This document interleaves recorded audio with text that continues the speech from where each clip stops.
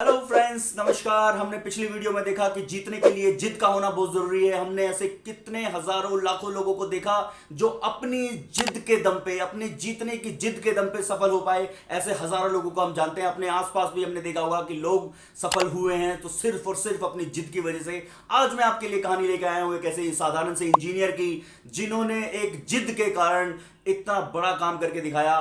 दोस्तों, उस इंजीनियर का नाम है जॉन रैम्बलिंग। जॉन रैम्बलिंग का सपना था कि न्यूयॉर्क से लेके लॉन्ग आइलैंड के बीच में एक पुल बनाना है।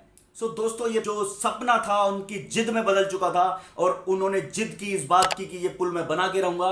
उसके बाद उन्होंने जब इंजीनियरों से संपर्क करना शुरू किया कि इसके तरफ कैसे काम किया जाए, दोस्तों इंजीनियर जिनसे वो संपर्क करते थे इस नामुमकिन से काम के लिए, आपको पता है कि क्या बोला होगा उन्होंने? एक जिद्दी इंसान को लोग पागल बोलते हैं। दोस्तों, बिल्कुल सही सुना आपने कि जिद्दी इंसान को लोग पागल बोलते हैं। और जॉन रैम्बलिंग को भी यही कह के बोलने लगे कि जॉन रैम्बलिंग पागल हो गया है, ये पुल कभी नहीं बन सकता, इतना बड़ा पुल नामुमकिन है और ये नहीं बन पाएगा। पर जॉन रैम्बलिंग की ये जिद बहुत, उसके सामने जो अड़चन आने वाली थी उसके सामने उन्होंने बड़ी बोनी साबित करके दिखा दी। जॉन रैम्बलिंग को लगा अब मेरा कोई साथ नहीं देगा, तो उन्होंने अपने अड़ियल बेटे वॉशिंगटन को इस काम के लिए तैयार किया।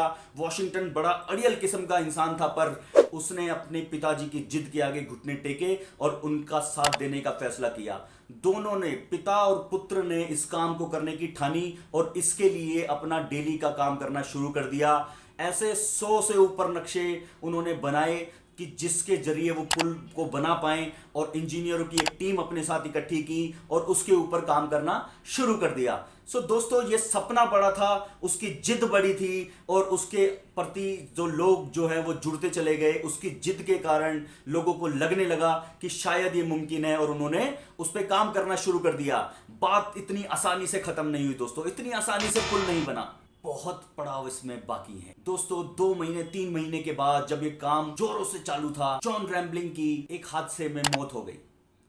पुल बनाते वक्त एक हादसा हुआ जिसमें उस दुर्घटना में उनकी मौत हो गई और उसके बाद सबको लगने लगा अब ये पुल नहीं बन पाएगा। पर दोस्तों, जो जिद जॉन रैम्बलिंग की थी, अब वो जिद ट्रांसफर हो चुकी थी उनके बेटे में, और उनके बेटे ने यह ठाना कि अब मैं इसको करके रहूंगा। पर वो शायद इस सदमे में थे कि पिताजी की मृत्यु हो चुकी है और उसके बाद उनका शरीर निढाल हो गया और शरीर ने काम करना बंद कर दिया। ये उससे भी बड़ा सदमा था कि इंसान जीवित है, सपना जीवित है, जिद जीवित है, पर शरीर काम करना बंद कर चुका है। दोस्तों, जब वो बेड पे थे, अस्पताल में थे, काफी दिनों के बाद उन्होंने बड़े सोच के साथ, बड़ी समझ के साथ उन्होंने इसका रास्ता निकाला, क्योंकि ये उनकी जिद थी कि ये पुल बनाना है और पिताजी की जिद को मैं पूरा करूंगा। अब ये उसकी अपनी जिद बन चुकी थी।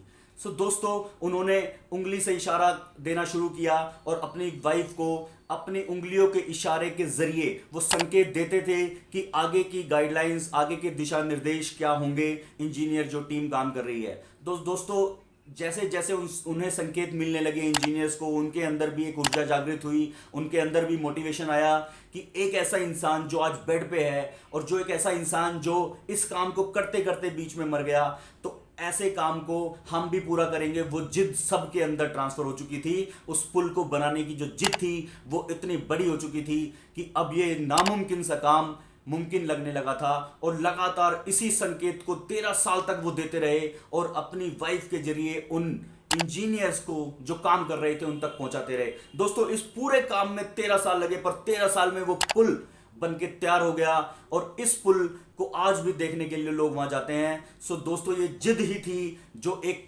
नामुमकिन सा, असंभव सा काम पूरा हो पाया। ऐसे कितने एग्जाम्पल हमारे सामने हैं, पर आपको सिर्फ एक काम करना है, अपने अंदर वो जिद पालनी है, अपने अंदर वो जिद ढालनी है जिसके जरिए आप सक्सेसफुल हो पाएंगे। दोस्तों, मेरा वीडियो लाइक करते रहें, शेयर करते रहें, कमेंट करते रहें, और आपको अच्छा लगे तो सब्सक्राइब करें मेरे चैनल को। मैं आपके लिए बहुत सारी ऐसी वीडियोस लाता रहूंगा। आप मुझे प्रेरणा देते रहिए और मैं कोशिश करूंगा उसको आप तक वापस पहुंचाऊं। Thank you so much.